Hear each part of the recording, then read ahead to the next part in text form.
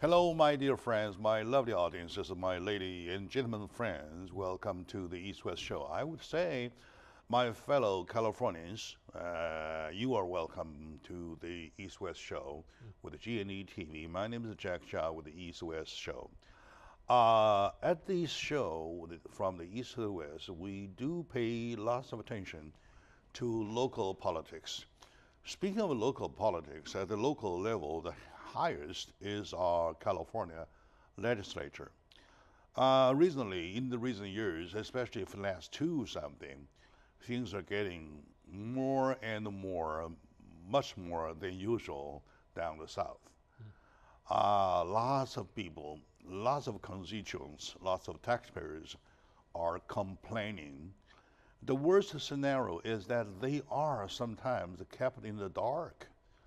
They do not even know what's going on. That is the worst case, right? So today, joining me is Hope of California, at least one of the hopes of California, one of the 40 of California.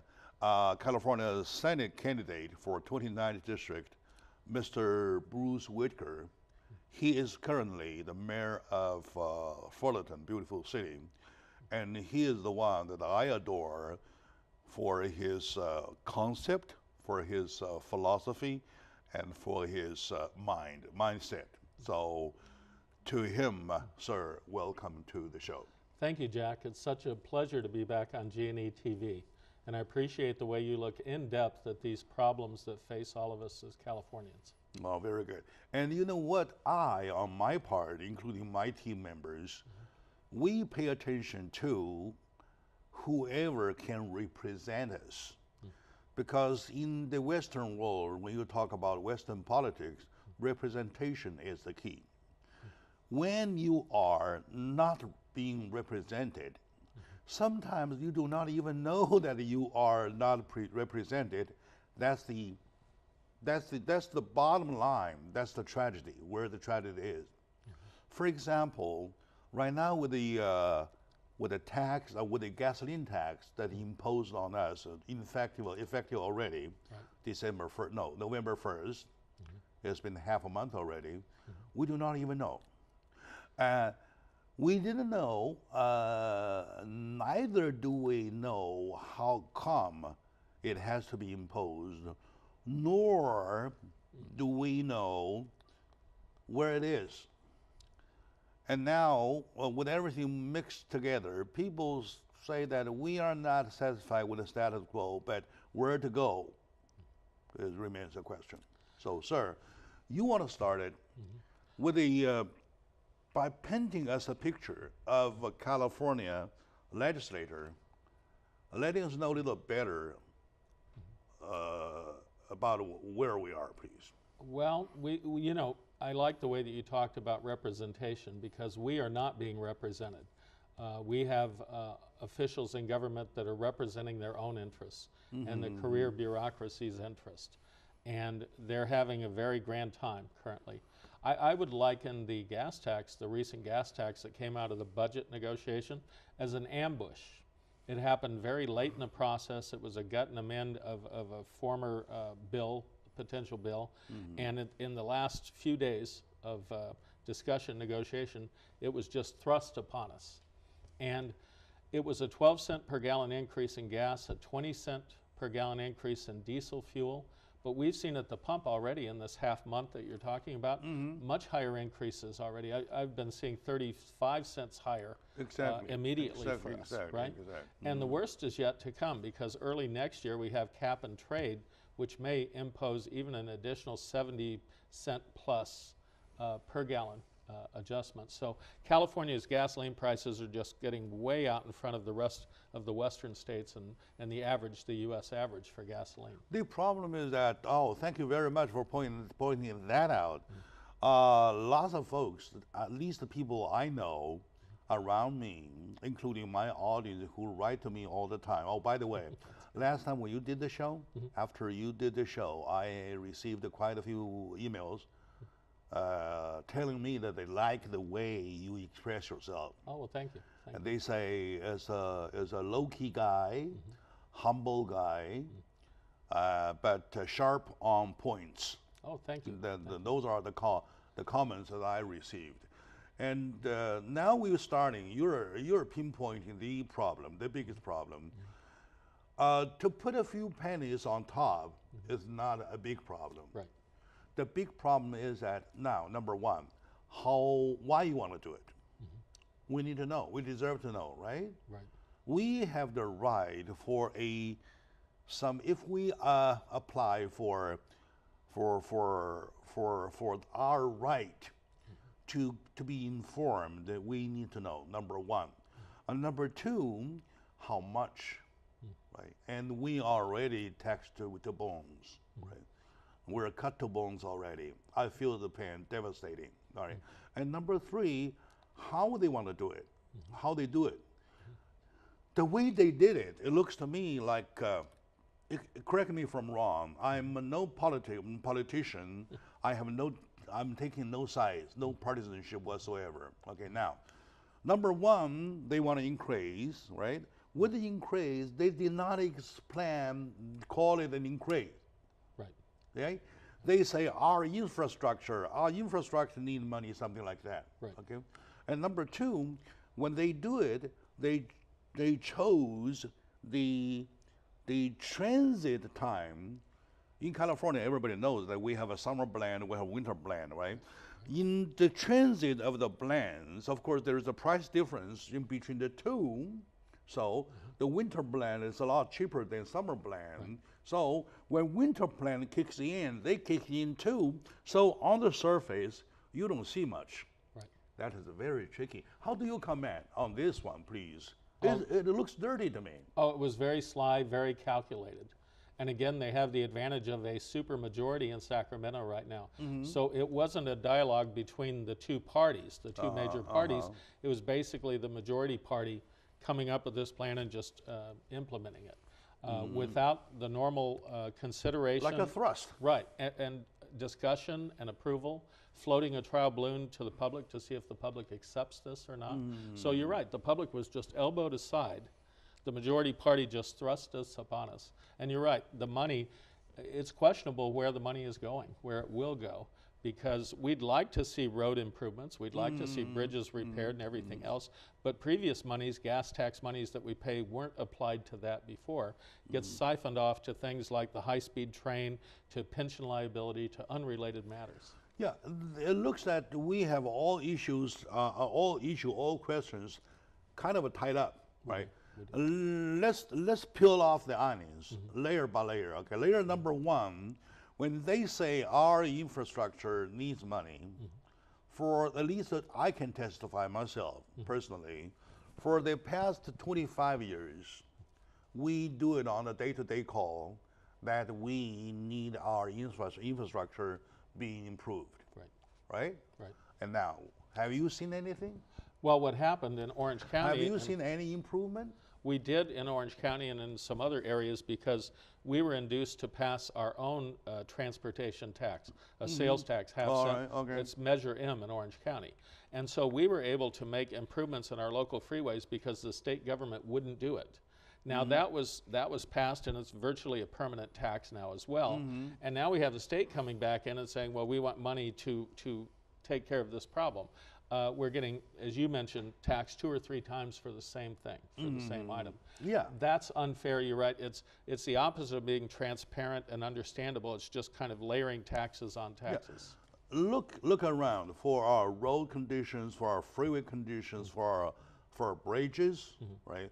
For our traffic, even traffic lights, right? Those things are there forever already. Right. And yet for that same thing, we have put up money with a measure, whatever, for several times already. We haven't seen a thing. So layer number one, this time with the money imposed on already high taxes, where is the guarantee?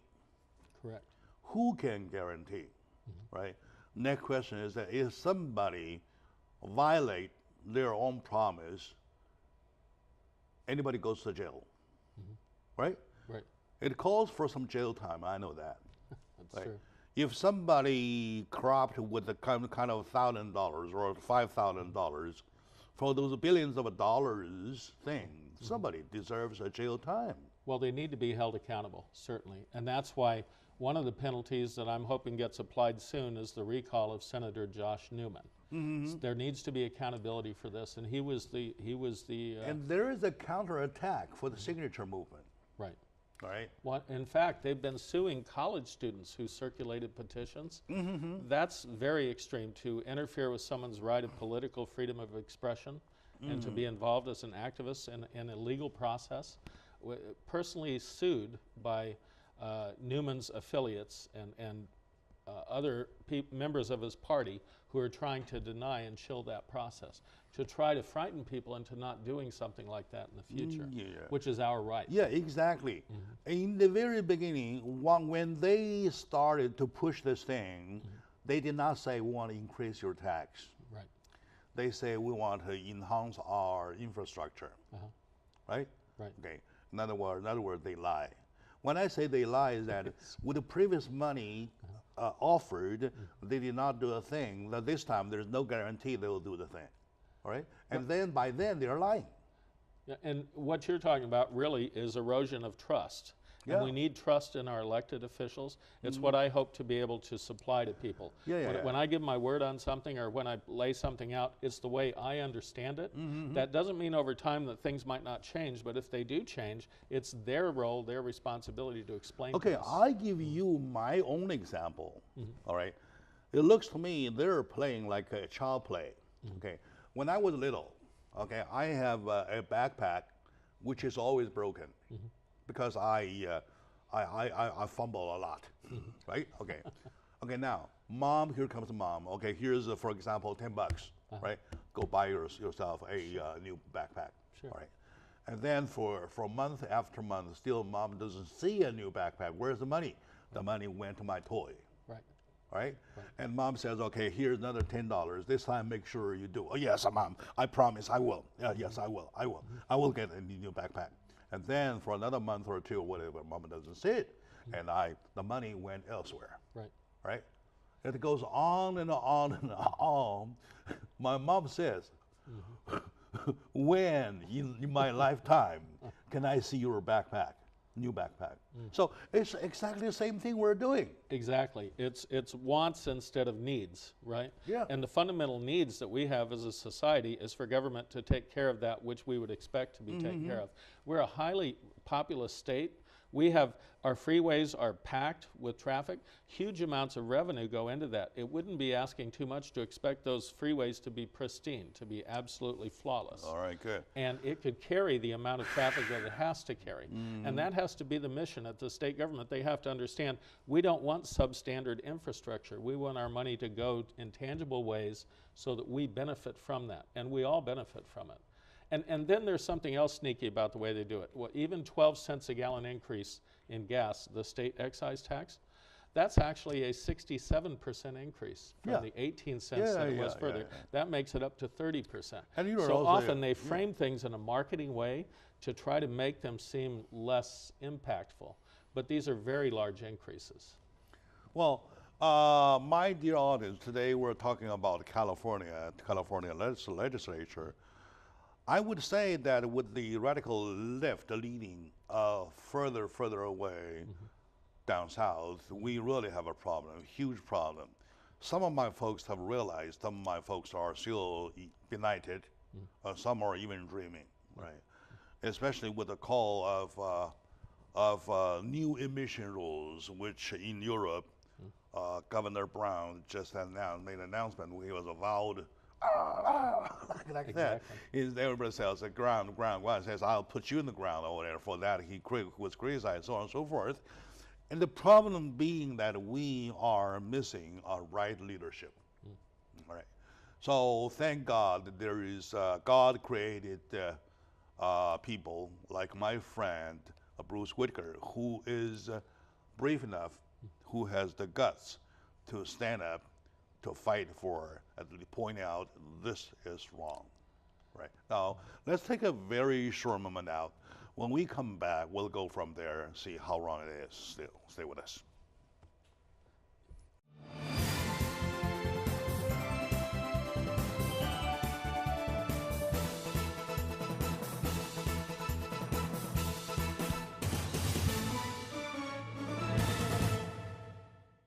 Hello, dear friends, lovely audiences, my fellow Californians. Welcome back to the discussion about California.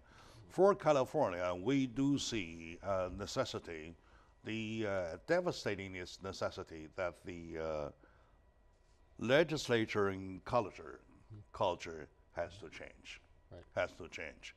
All right, now, under this beautiful flag of democracy, you're talking about the majority.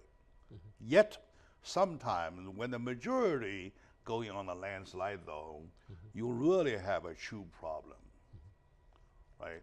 It's an avalanche kind of problem. Well, we have a huge new problem where more than 2/3 majority actually shuts off the voters, the ability of the voters to have leverage on the process. Yeah, because we do not know what we're voting. Right. With less than that, we are allowed an opportunity to have a say on taxes, and those would have to be put on a ballot, and we could vote for or against them. Yeah. But with that more than 2/3 majority, and it's only by a single seat that's happening right now in the state Senate, they're allowed to go ahead and pass taxes without even inquiring, without even putting it in front of us and saying, what do you think or do you approve? Because they have the majority anyway. Right. Right? Okay. So this is too much power. It's Sure. too much power. My dear friend, my dear audience, with me today is my good friend who I pin my hope on. Say, please do me a favor, do California a favor. Once you gain office, once you take office, try to make some change.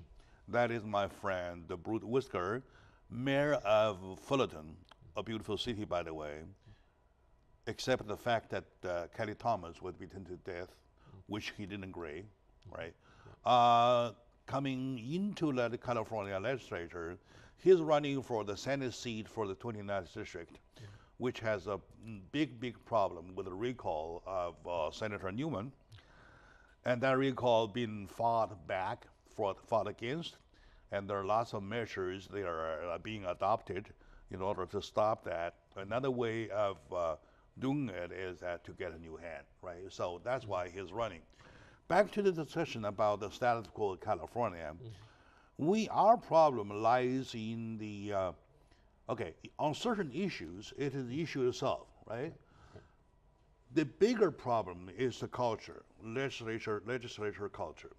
We're talking about a majority, talking about a supermajority. We're talking about a one vote difference or so ever. Right. Those are the things you want to get yourself ready for. Am I right? Absolutely. And I do have a more measured style. I'm a little more soft-spoken, and I try to be statesmanlike. I think that's what we deserve of our representatives.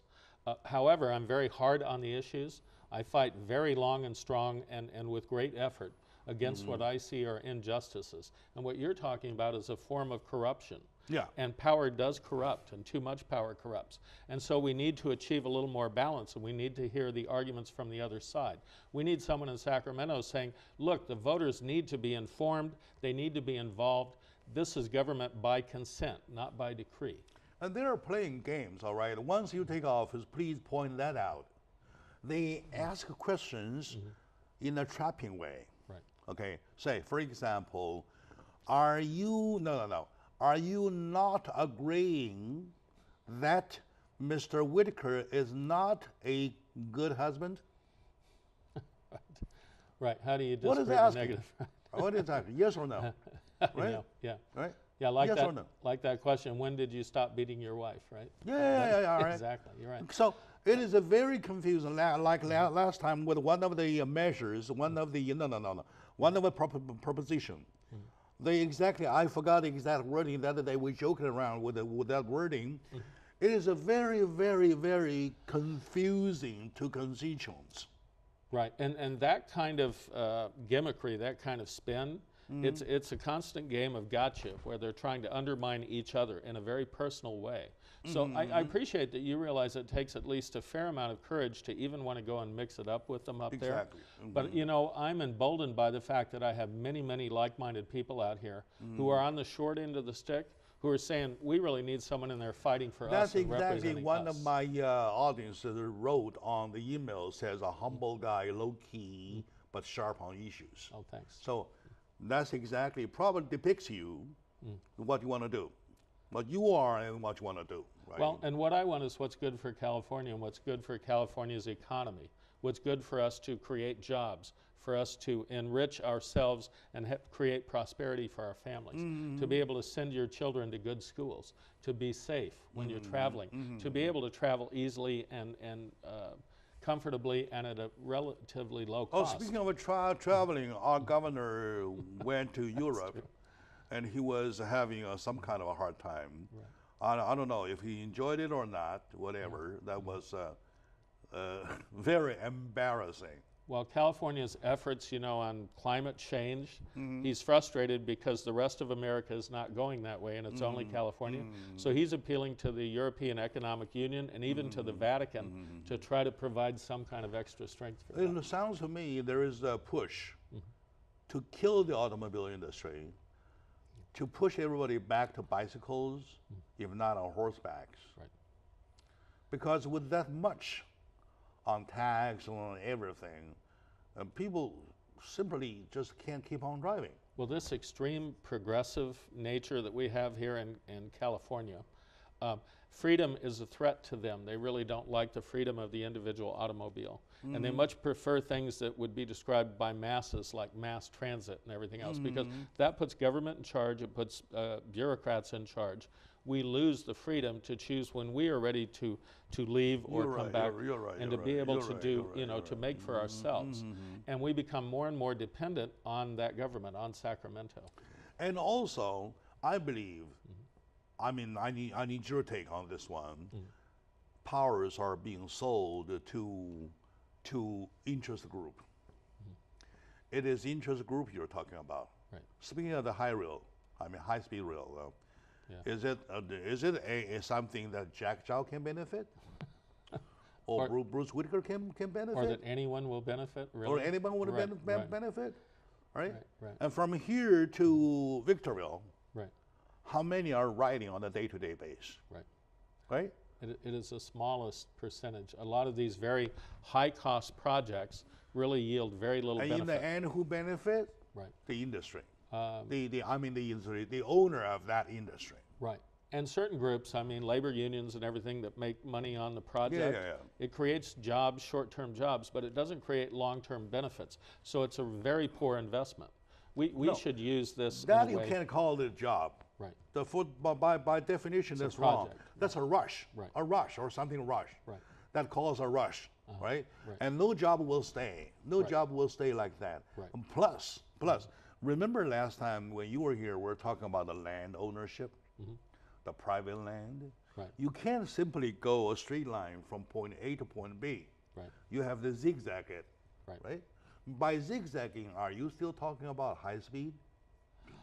No, in You're fact, not high speeding, right? no, in the end, even if he gets what he wants, he'll have the lowest high speed of any rail system of its sort. And, You're right. And also, to straighten out those zigzags, the government uses an awesome power sometimes, the power of eminent domain, to actually take people's private property. In my opinion, the way that real estate should transfer is willing buyer, willing seller. But when you have governmental power coming down and saying, we're taking I do your agree. land, I right. do agree. The government to say, I buy over your land, all right? Right. Okay, now I say no. Right. The government says, I'll give you 50% of 50% increase.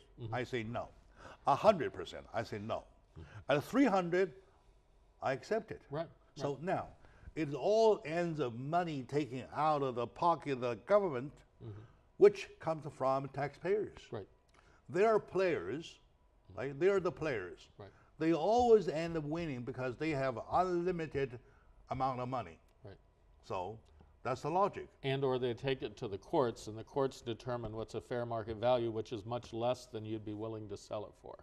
Well, yeah, all right. And you're forced to sell even when you with the offer so soliciting, Right. and with the court so threatening, Right. and then they all band say, okay, you have the land, and then we, maybe probably, and some year somehow we have another 12 cents of increase for high speed, Right. Right. right? Right. And then we are in it. We are unsatisfied, and there is no way for us to that we can fight back. See, I would propose in Sacramento certain other reforms as well. One of the reasons why mass transit becomes so popular is it's so heavily subsidized. I'd rather have more of the actual cost of operation transferred to fares. And if that happened, we'd find out what a miserable failure these things are so often. All right, okay. So they force all the rest of us to subsidize more than 3/4, up to 80% of a fare box recovery is subsidy. And so it appears as though the government's running an efficient and cost-effective operation, and the opposite is true. It's always much more expensive than we see.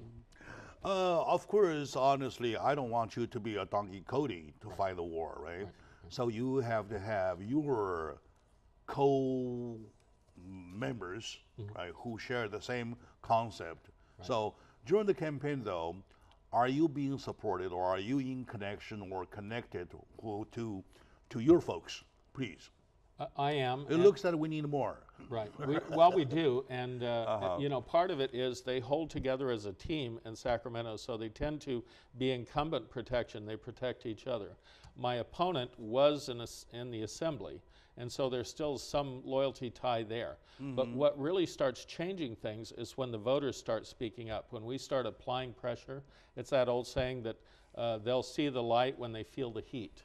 We have to provide that heat. And it's happening right now. We even have an effort which is going to launch soon, a direct repeal of the gas tax. And it looks like the effort to launch that to gain the signatures will be happening soon. We have an opportunity to participate. Yes. That sounds very, very, very good, because if that is repealable, let's do it. Right. Let's do it. That's the sure method. I already feel the pressure. Right. Because I had my last tank at a 279.99, something like that, and now I pay 309.99. And if I'm not picky, I may end with 313. Right. Something like that. All right. Now, and then we're not done yet. No. And there are further inquiries waiting for us down there, and it is that I would bet that if everybody knows exactly what they're paying, they will up rates. They will up rate. Right. Okay. And So especially if the economy falters at all. I mean, because we're in an economy that's been expanding for some time. If we get an economic shock to the system, people's backs are going to be against the wall. A lot of people at the margin, they're going to start saying, hey, wait a minute, these costs are increasing, my salaries are not increasing to keep up with that. Of course. All right. My dear audience, today I start to see some hope. It's my hopeful day with my good friend, Mr. Bruce Whitaker, mayor of Fullerton, ready to fight. And he's the candidate for California Senate seat, the 29th district. And looks that he's not only talking about 29th district, he's talking about whole California. We need people like that. I call this kind of people men for the job. Oh, right? Men for the job. Of course, women too. All right. So stay with us. We'll be back right after this short break. Of course, even in the range of attack being unreasonably taxed, we have more than 100 issues to talk about. Let's move to other areas and see that job needs to be done. There's a big hole on the wall there, right? Good. Stay. We'll be right back, please.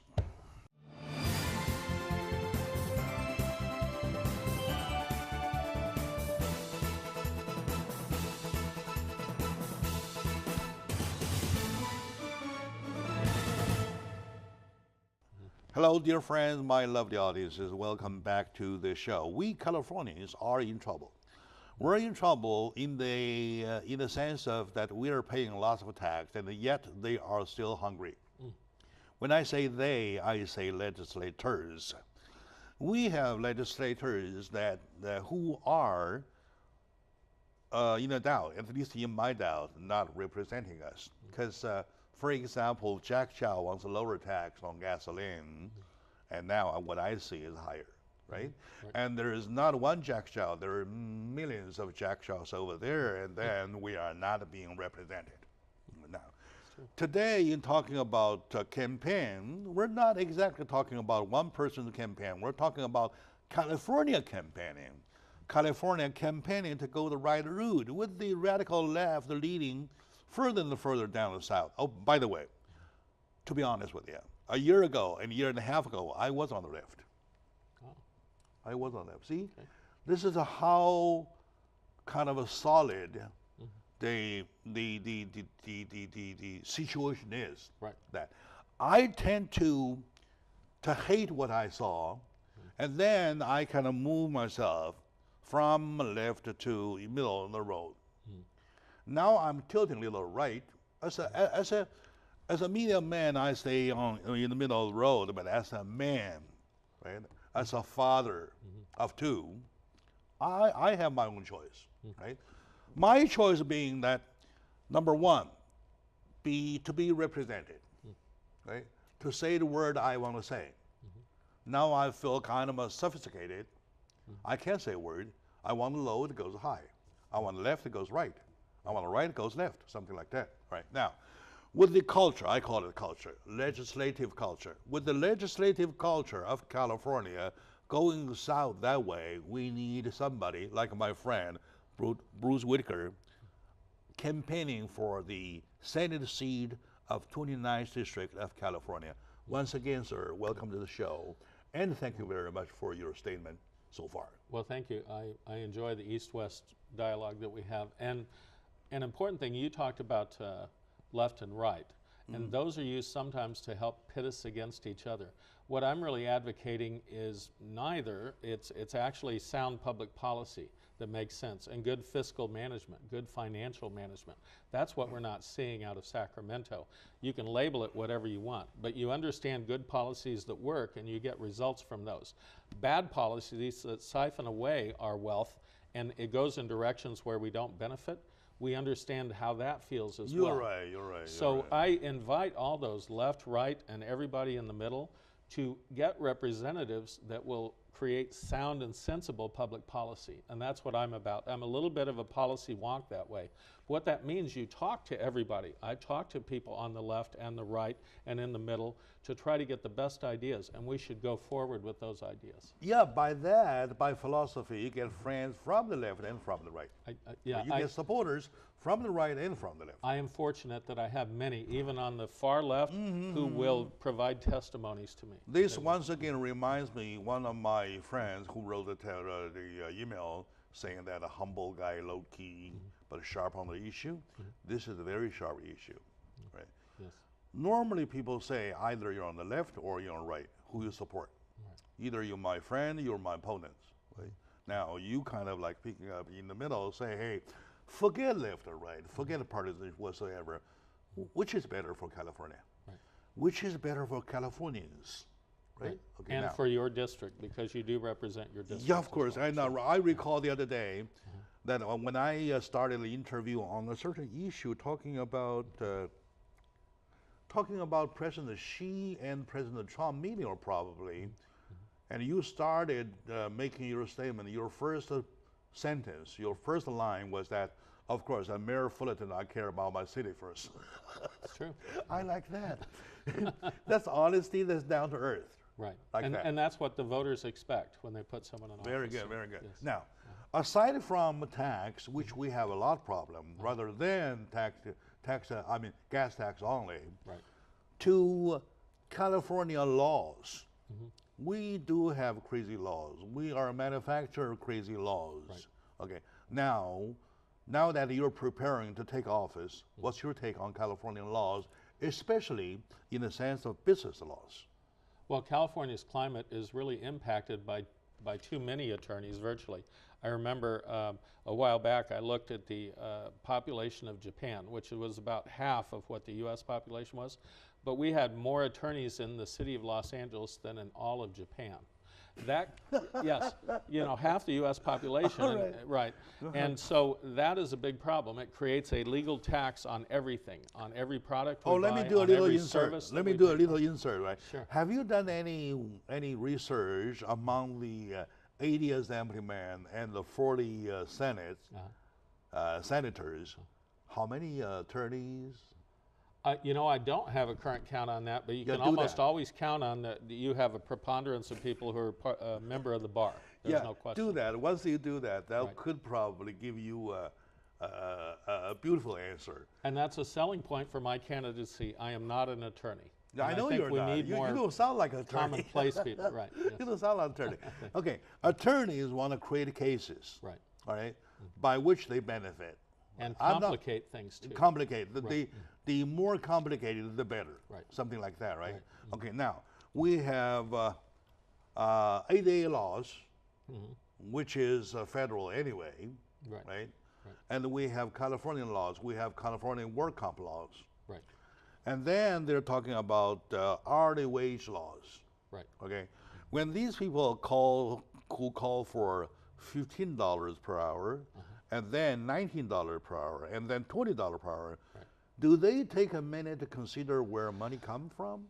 They don't really understand, or they don't care where money comes from. And you're right, they're sadly lacking in economic sense. And we've just had so much evidence over many years of what works and what doesn't work. And what works are markets and market forces and freedom. And yet they're inclined to go the less freedom route and to actually create their own rules and laws which go against the laws of human nature and the market. It's that fundamental. And you're right, they're working at very much cross purposes, creating unnecessary expense and actually lack of return on whatever we're investing in. It all gets lost in that unnecessary extra labor and wordsmithing and infighting that the attorneys. I have a friend on the show, my guest, Tom Mansell. He's the owner of a business called Timely Frame. He's doing doors called a Frame, Timely Frame. And he has hired up to 200 employees, right? And he's being sued now for the fact that some of the workers were found not to take their lunch within 5 hours after they start. Yes.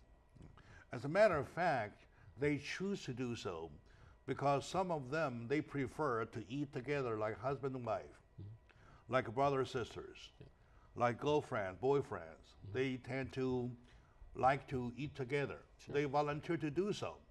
And the law says no. Everybody deserves to be eating at the 5-hour mark. The same. Yeah. So for that, he sued for a lawsuit. And he had two choices: either to fight it for about $3 million something, or to capitulate for $1.5 million. So, you tell me, with this law, you tell me as a future Senate and future Senator of California, with this law, where do they create the $20 per hour pay money?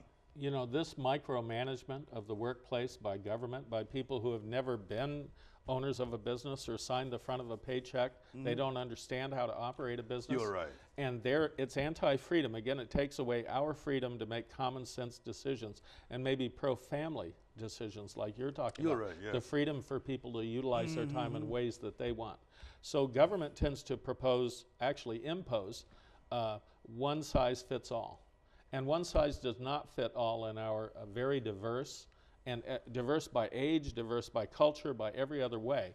Government can't just adopt a one-size-fits-all strategy and impose that on us. It's very anti-freedom.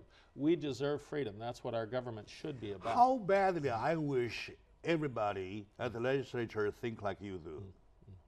The fact is that we do not have one. So that's why, my dear friends, we need at least one up there to make some noise, okay? To make some disagreement noise. My dear friend, I have my good friend Bruce Whitaker, mayor of Fullerton, running for the 29th district office for California Senate. We try to make the stretch, to make it 80 minutes per hour so that we can talk more. But anyway, I have to wrap up this segment.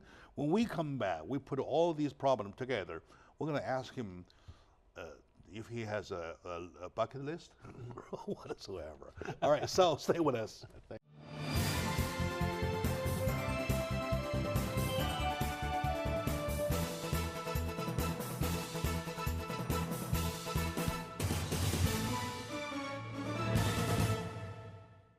Hello, dear friends, my lovely fellow Californians. Welcome back to the discussion about California. Whenever we talk about California, you are talking about your own backyard and courtyard. It's your own house you're talking about, right? So you can't say, I don't care about California, I care New York.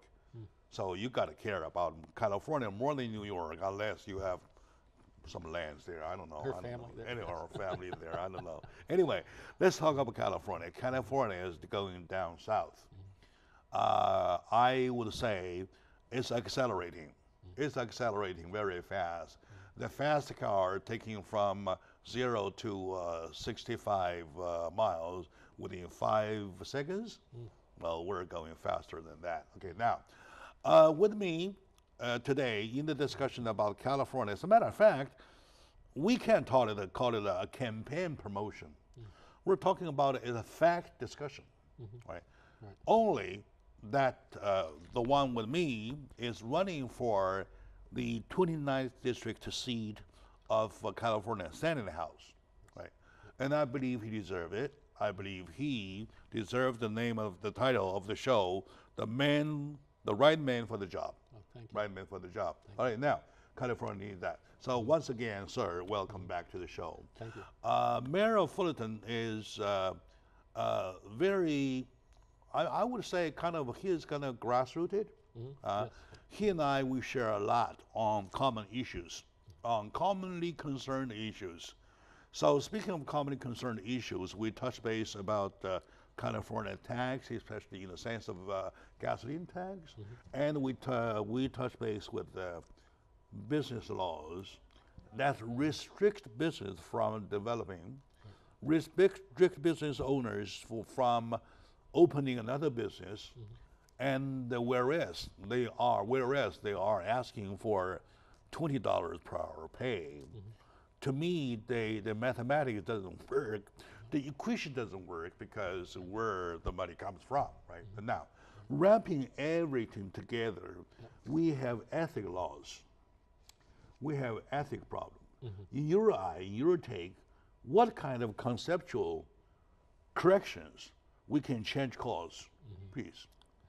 Well, you know, to really simplify it, they always say sunlight and fresh air are the best things to induce lack of corruption, to actually create a healthy situation. We have many laws in California which allow the public access to information from government, but government moves in directions to thwart that all the time and to control the message.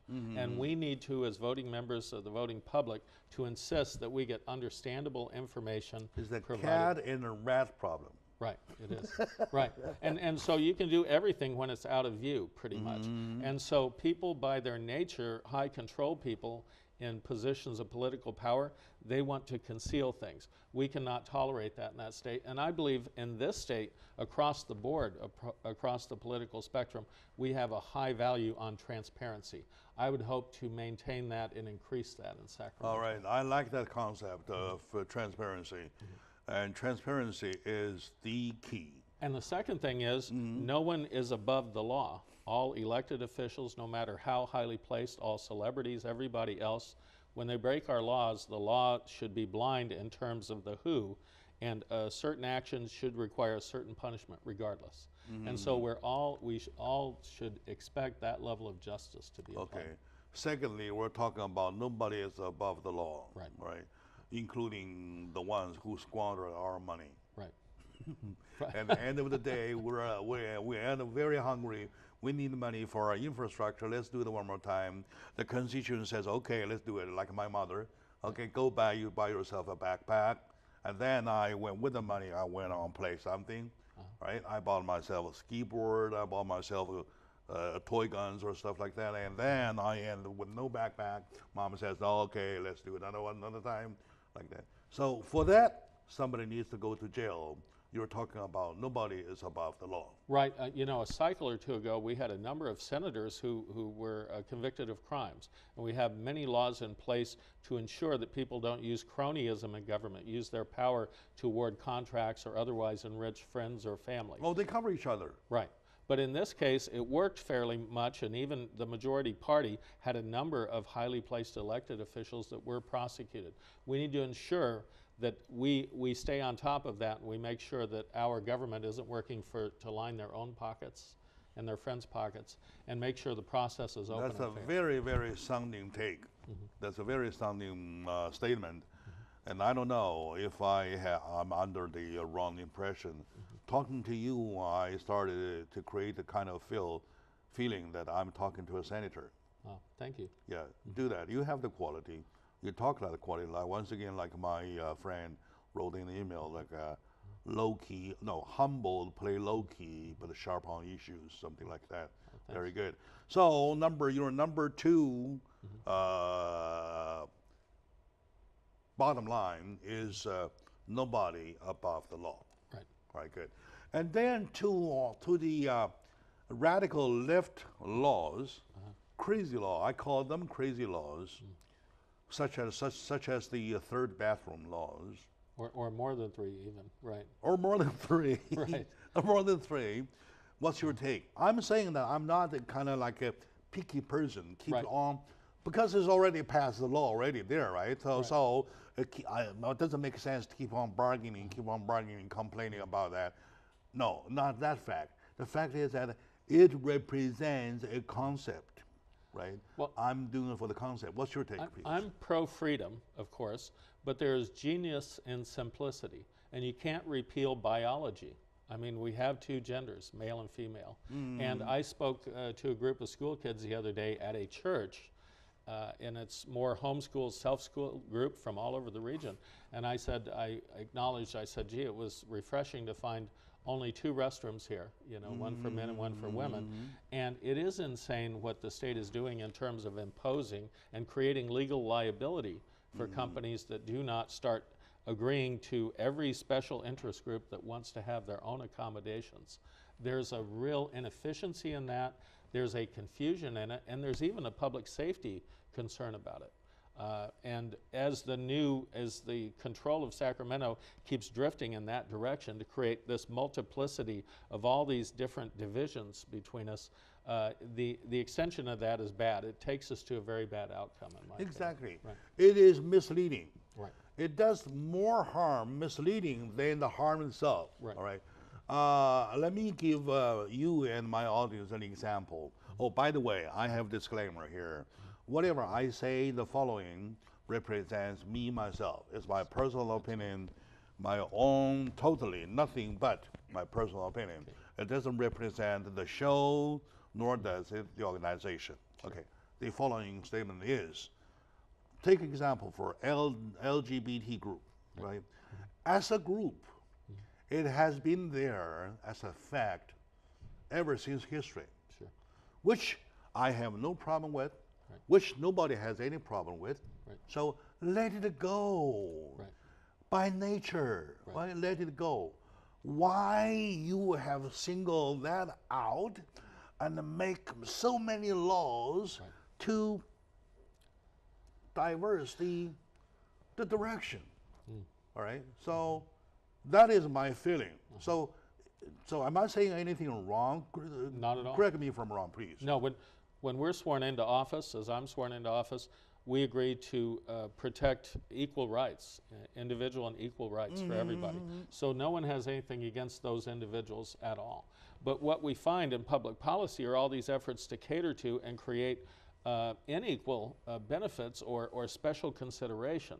So all of a sudden, equality isn't really the issue. Now we're kind of extolling a certain group above the rest and creating special and separate accommodations again. Which government should handle the norm, and then we as individuals need to handle what our own personal requirements are. Yeah. For example, I have stigmatism problem. Right. Right. So I wear this. You don't wear, right? Right. Okay. Now you and I, we're all men. That's it. Right. We're all human beings. That's it. Right. Yet somebody might create a law, say, people, anybody wearing eyeglasses shall deserve the same right as somebody doesn't. Right. I mean, a real outrage on this. Well, is there necessary a law? Well, a real outrage recently, and most Californians are highly opposed to it, are the notion that taxpayers have to fund sex change operations for prisoners in our state prisons. And that was decreed by courts, right? But as part of our overall system to try to create those benefits, that's a completely ridiculous benefit. Once again, I have to make apply my disclaimer. Totally, my statement represents myself, my personal. Do they consider any comfort woman? Well, they want to provide some comfort woman there, okay? Oh, that's true. Yes, Right? I did hear something of that. I haven't Sure followed it then. closely. No, let's do it, right? Exactly. Once again, the above is my personal statement. It doesn't represent the show, the organization, neither, so something.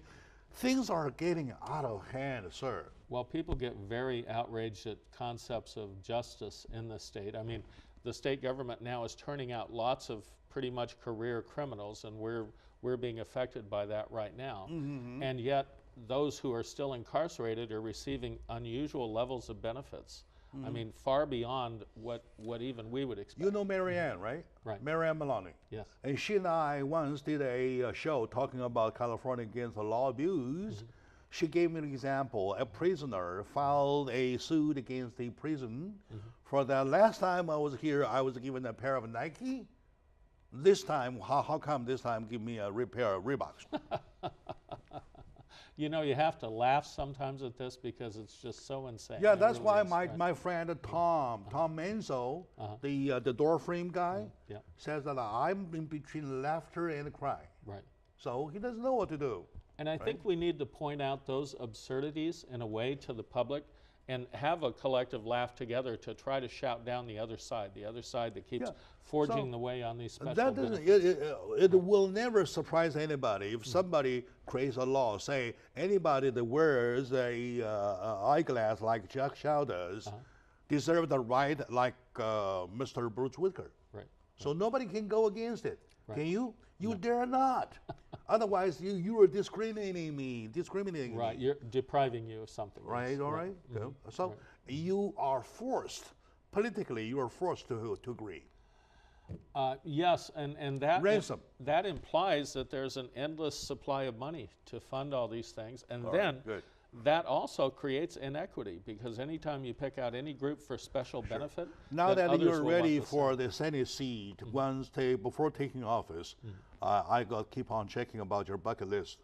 You have number one. You want to make it transparent.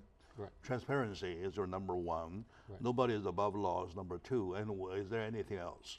Well, the main thing is to roll back across the board, to roll back government intrusion. I always say, that I have a little tagline, I say government is currently today, government at all levels is too expansive, too expensive, Oh, they are. and too intrusive. Too And intrusive. all those are violations of our freedoms. And abusive. Right. And so I'd like to restore a lot of those freedoms. I'd like to roll back that expansiveness, that amount of expense, and that intrusion into our lives. That comes at a price, and it's twofold. It's monetary, but it also is freedoms, precious freedoms that we need to value and pass on to our children and to our grandchildren. Very good. Lastly, I need your campaign site. Is there a website? Your campaign? There is. It's brucewhitaker.com, and then also people can The reach, whole thing, brucewhitaker.com. right. Yeah, just together. There's no comma, no whatever. Nope, between, just yeah. brucewhitaker.com. And then people can reach me also at my email address, which is bwwhitaker. So it's 2 W's in a row at live.com. Very good. And I encourage people who have questions or want to talk to me good. to please reach Oh, out. they may write to you instead of writing to me. I get Good. a lot of mail. All I right, get- my dear friends, like I said, I really sincerely wish there are 80 or 90 minutes in an hour, though. Well, I can't do it, literally. So with me today, my good friend, Bruce Whitaker, running for Canada's Senate seat of 29th District of California. I see he is the most hopeful.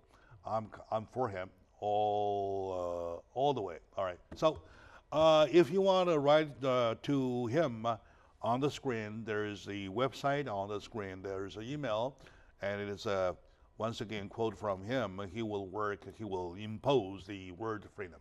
All right. So Thank you, John. we'll see you next time. Appreciate it. All right. Thank you.